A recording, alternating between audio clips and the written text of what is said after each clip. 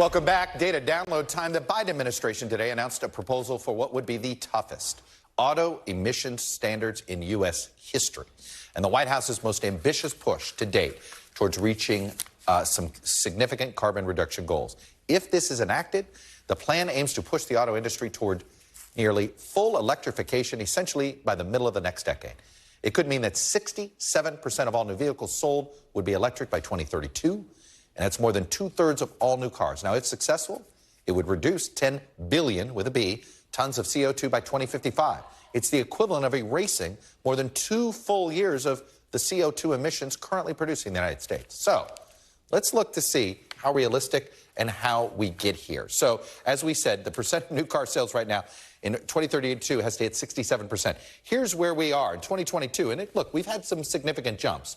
2020, 1.7%. It doubles in 2021, nearly doubles in 2022. So, you go on this doubling, and it's not as if we're not going to get close to 67% if we stick to that. But that's where we're going to have to be in order to get there. Now, just so you get, right now, what it would mean is your entire fleet. So if you're GM, it doesn't mean you can't have any gas cars. It just means overall, your net grams, essentially, of what you're emitting per mile.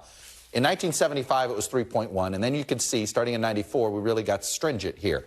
And right now, this 2025 number of 0.03, most of the fleets have already hit that. By about 2017, they hit this. So this means you got to take it down to 0.01 by 2032. That's the official sort of marker here of measurement that begins this process. So what stands in the way of making that? Well, we've got the old raw material issue. We have battery capacity that we're not yet. Are we going to have the batteries themselves? We also have a charging station issue. I'm going to show you that in a minute. And, of course, the cost of electric vehicles. So let me show you one of those things. Right now, we only have about 130 charging stations. We need 2.3 by 2030 if we're going to have this amount of cars on the road.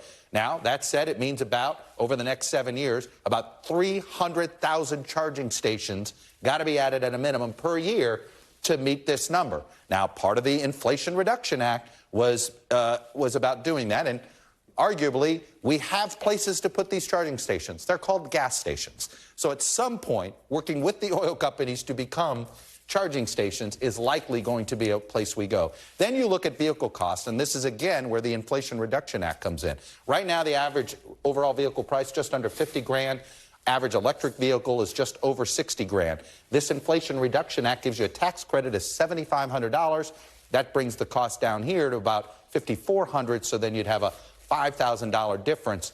This, however, by the way, the amount now that we expect consumers to use this tax credit is going to be far higher than we expect, than what was budgeted for. That's going to be a hit on our own debt and deficit coming up.